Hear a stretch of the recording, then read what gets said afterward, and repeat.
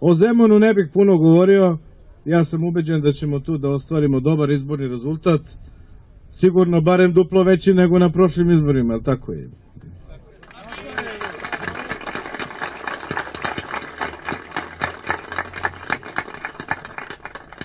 Ali na kraju krajeva i ovde u Beogradu postoje isto problemi.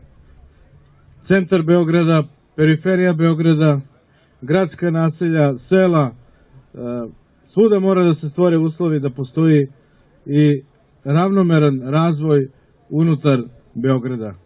Zato želim da vas pozdravim, budite ubeđeni da mi nastavljamo našu politiku onako kako sam i obećao narodu Srbije.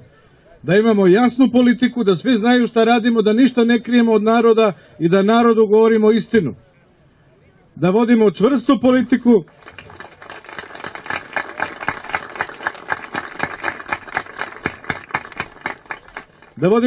politiku, to znači da nas ništa ne može uplašiti. I da budemo odlučni u vršenju onih funkcija i vlasti koje nam je narod poverio na izborima. Zato mi ostajemo na tom putu. Drago mi je da ova crvena boja se daleko vidi pored ovih naših drugih zastava. Politiku moramo da vratimo na normalan nivo.